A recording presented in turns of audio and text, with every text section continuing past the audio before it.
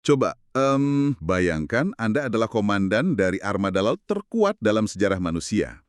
Anda punya, kapal induk nuklir, jet siluman, triliunan dolar persenjataan. Kekuatan penuh. Iya, kekuatan penuh. Tapi armada Anda tertahan. Anda tidak bisa mengamankan jalur perdagangan paling penting di dunia. Dan yang menahan Anda ini bukan kapal selam raksasa atau rentetan rudal. Bukan sama sekali. Yang menahan Anda, yang melumpuhkan semuanya, adalah sekelompok pialang asuransi berjas rapi yang duduk santai di kantor mereka di London. Nah, itu dia ironi terbesar dari perang modern saat ini. Kita masih mengukur kekuatan dari berapa banyak peluru atau rudal yang kita punya. Padahal kendali aslinya ada di tangan siapa kan? Kendali sebenarnya ada di tangan aktuaris dan pergerakan pasar finansial. Luar biasa. Dan itulah yang bikin situasi di Timur Tengah sekarang ini sangat-sangat mengejutkan kalau kita buka tirainya. Selamat datang di penelusuran mendalam kita kali ini. Buat Anda yang mendengarkannya, ya Anda si pembelajar yang selalu butuh wawasan baru. Mungkin untuk persiapan rapat atau sekedar rasa ingin tahu Anda yang tinggi. Karena informasi yang beredar butuh disaring ya. Betul sekali. Hari ini kita tidak sedang maraton baca berita. Kita akan membedah sumber wawancara geopolitik dan militer yang sangat padat. Kita membongkar realitas lapangan yang, jauh banget bedanya dari apa yang disajikan di TV. Jauh lebih gelap dan kompleks dari narasi di layar kaca. Tapi, sebelum kita mulai, saya harus buat pernyataan yang sangat tegas di sini. Materi yang kita bahas ini isinya tentang geopolitik tingkat tinggi, politik domestik Amerika Serikat, termasuk urusan Israel, Iran, dan kebijakan Presiden Trump dari sumber kita. Ini topik yang panas. Sangat panas. Dan kami di sini sama sekali tidak memihak. Kami tidak mendukung sayap kiri, tidak mendukung sayap kanan, dan tidak mengesahkan pandangan politik apapun di dalam sumber ini. Misi kita murni membongkar dan melaporkan informasi asli agar Anda, pendengar kita, paham argumen global yang sedang beredar. Karena tanpa objektivitas, kita cuma menelan propaganda mentah-mentah. Tepat. Jadi misi kita hari ini adalah memahami kenapa narasi kemenangan militer itu sering bertolak belakangan dengan aslinya. Dan, bagaimana konflik ini memicu efek domino yang mengancam ekonomi Anda dan saya. Oke, mari kita urai ini. Mari kita mulai dari realitas darat versus podium konferensi pers. Nah, itu. Kita selalu dengar klaim dari AS atau Israel bahwa kampanye militer mereka ini sukses besar. Sukses yang presisi, katanya. Narasi habis sama sekali, itu cuma buat konsumsi publik. Di lapangan, intelijen menyebut kapasitas rudal balistik Iran itu mungkin cuma turun dari 100% ke 70%. Tunggu, 70%? Iya, memang kehilangan 30% itu kerugian. Tapi menyisakan 70% gudang senjata balistik itu sama sekali bukan definisi dari habis. Jauh dari habis.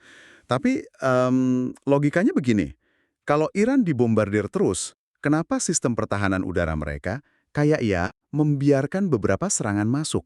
Itu yang menarik di sini. Para analis barat sering mengira semua orang itu bertarung pakai cara barat, yaitu menangkis semua serangan tanpa sisa. Nol toleransi kerusakan gitu ya? Iya, betul. Tapi doktrin militer Iran itu beda. Mereka pakai sistem yang disebut strategic absorption atau penyerapan strategis.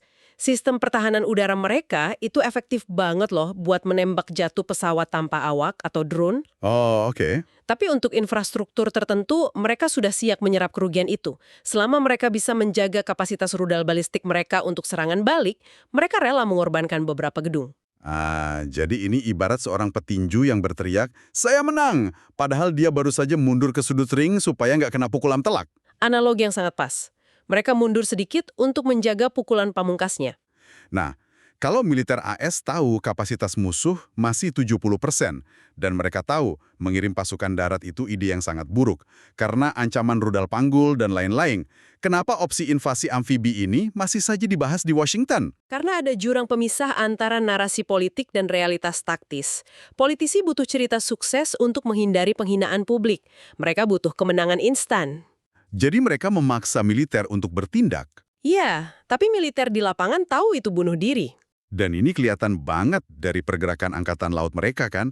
Kapal induk AS yang super mahal itu malah bergerak mundur menjauh sekitar 500 sampai 800 mil dari Teluk Persia. Mereka takut ditenggelamkan. Sesederhana itu. Maksud saya, bukankah fungsi kapal induk itu buat mengintimidasi dari dekat? Kenapa malah sembunyi ratusan mil? Karena Iran punya sistem Anti-Access Area Denial atau A2AD. Dan itu bukan cuma rudal jarak jauh, sistem pengintaian mereka itu menembus kedalaman 10-300 mil dari pantai. Wow, 300 mil.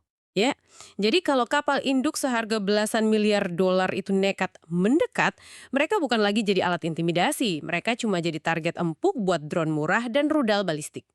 Gila. Nah, karena opsi militer ini jalan di tempat, disinilah ini menjadi sangat menarik.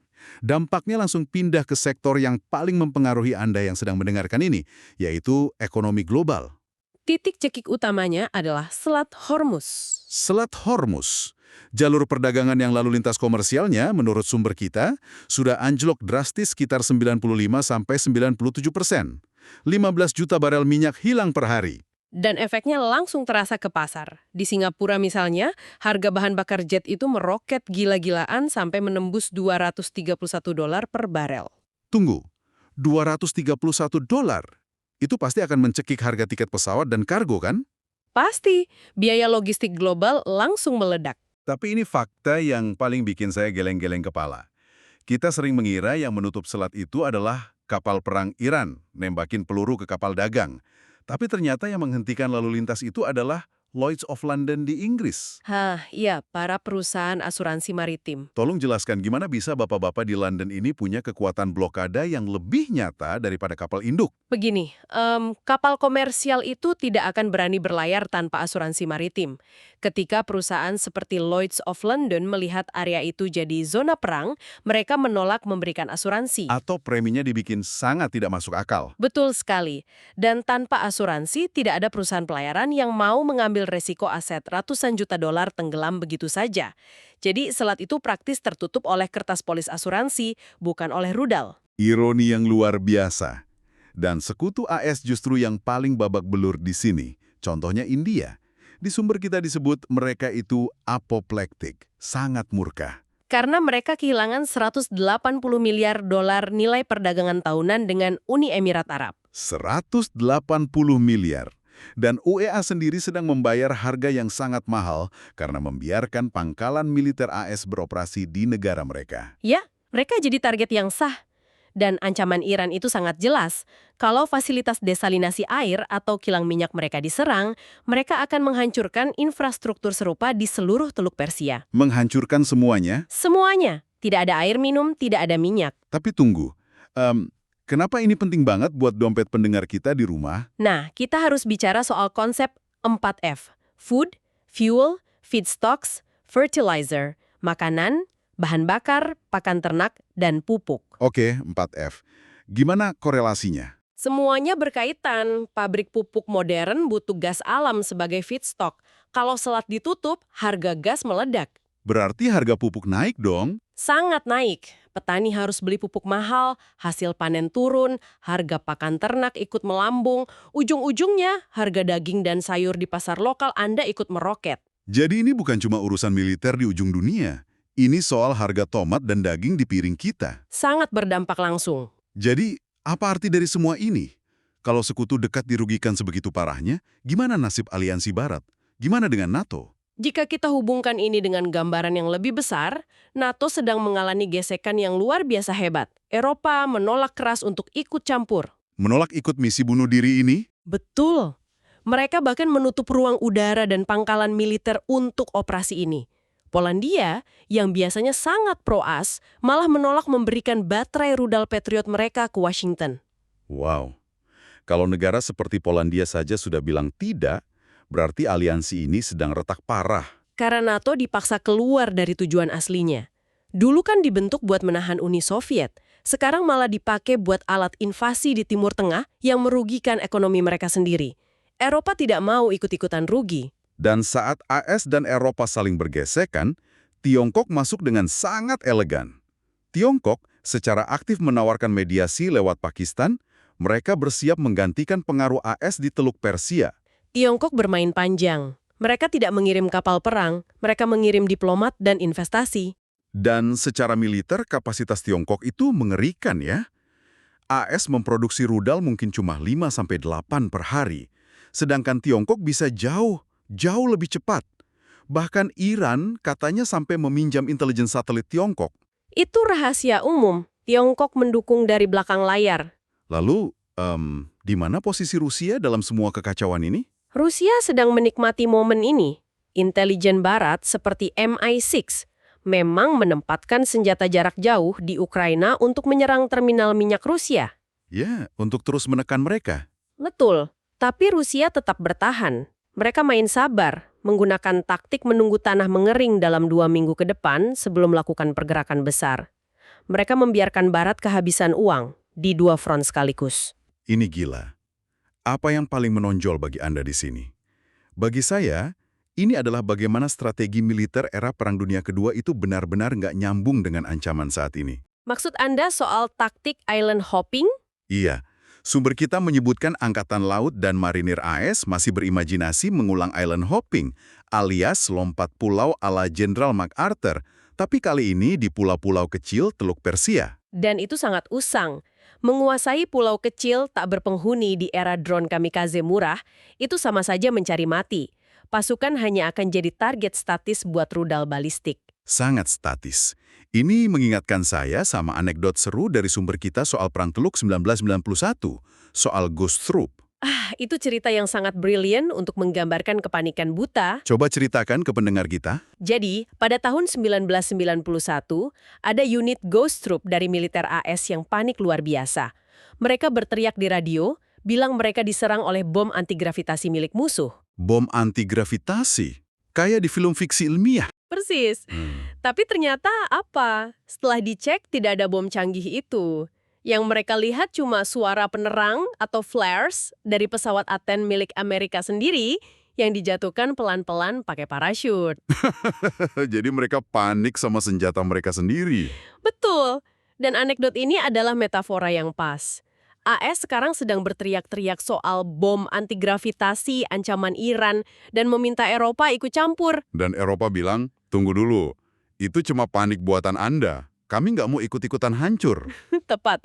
Sangat bodoh kalau Eropa terjun ke dalam tembakan artileri resesi ekonomi hanya karena kesalahan panik AS di Teluk Persia. Analogi yang tajam banget. Tapi ini membawa kita ke pertanyaan besar.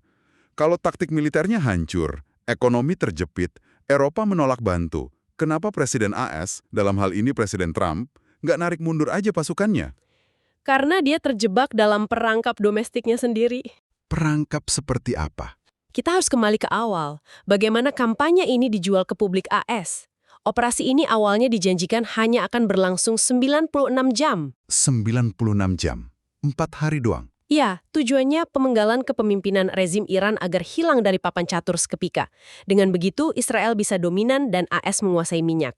Tapi kan gagal total. Bahkan, katanya korban tewas dibesar-besarkan ya?